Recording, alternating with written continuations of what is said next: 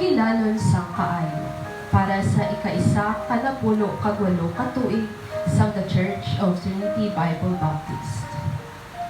Sa ikaduha kanapulo kag-anong sang Mayo sa tuig 2008, nagsugod ang sugilanon. Sa gamay nga panimalay sa mga nagatuo kay Kristo Jesus, wala pasing halapan nga balay dulot. Wala pasing halangkaw nga kisame nga pagkadalampad. Pero may isa kabutang nga lig-on pa sa bato. Ang pulong sang Ginoo nga ginabasa, ginatudlo, kaginapangabuhi. Nag-umpisa sa jutay nga ihap, pero dako ang paglaong sa kasing-kasing, kay ang nagtawag siya man ang magatubod. Ang nagasugod siya man ang magapatapos. Nag-agi sa malisod nga mga adlaw ang panimalay. Nag-agi sa pagbalhin-balhin sang dapit. Kagab-i diri sa masunod nga adlaw dito, wala sang permanente. May panahon nga sa init nagtigom. May panahon nga sa duot nagdayaw. May panahon nga sa ulan nagapamati, pero wala gid naguntat ang pagdayaw. Nagsakripisyo ang mga naunang nga kauturan. Ginhalad ang usok, ginhalad ang panahon.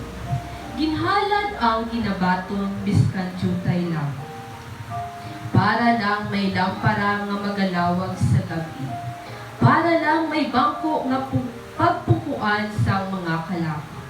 Para lang may lugar nga pagabuksan ang kasulatan. Nag-ulan man sa mga pagduha-duha, diin kita magapadayon. Paano kita makasarang? May palamation pa bala kita?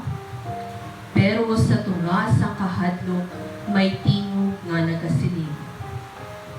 Ako ara upod sa inyo, tubtob sa katapusan sang kalibutan. Nag-ulan man sa mga pagtilaw, pero mas labaw ang kaayos sang Ginoo. Gikan sa jutay, ginpadako niya ang panimalay.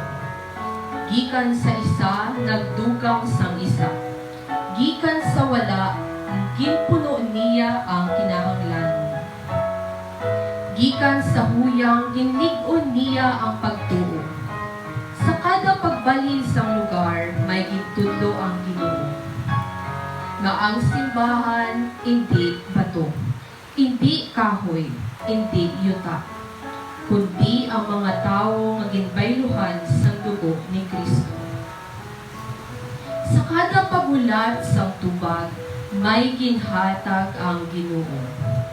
Dili dayon, pero sa husto nga tiong. Kay ang Ginoo wala gid nagadali, pero wala man nagapabaya. Nag-agi sa panahon sang kakulang, pero wala gid nagkulang ang pagtuo. Nag-agi sa panahon sa kahidlaw, pero nagadamo ang paglaom. Kay ang mga mata sa mga kauturan, hindi sa problema nagatulog, kundi sa langit na nagapadala sa grasya. Subong, isa ka na pulo kag walo katuig na ang nagligan. Isa ka na pulo kag walo katuig sang mga luha nga nahimo nga pahiyo. Isa ka na pulo kag walo katuig sa mga pag-ampo nga nahimo nga kasaysayan. Isa ka na pulo kag walo katuig nga nagpamatuod nga ang Ginoo sa The Church of Trinity Bible Baptist siya gihapon ang Ginoo subong. Ang lugar nagbalhin-balhin, ang panahon nagtalagan, ang mga tao nag-abot kang naghalin, pero ang Ginoo nagakabilin. Siya pareho kagapon, subong kag sa gihapon. Karon, nga nagahimaya ang The Church of Trinity Bible Baptist, magbalik kita sa sugod sang sugilanon. Dili para maghandom sa kalisod, kundi para magpasalamat sa kaayo. kamot nga nag-ugmad sang bato. Salamat sa mga baba nga nagwali bisan kapoy.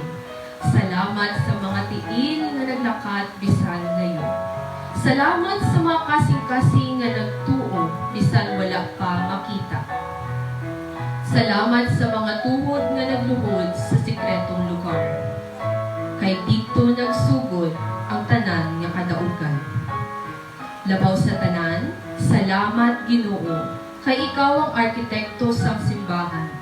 Ikaw ang nagapintal sang sugilano. Ikaw ang nagabantay sang panimalay. Sa imo, Ginoo, wala sang ginhalan nga nasaya. Sa imo, wala sang pag-ampo nga wala gintuho.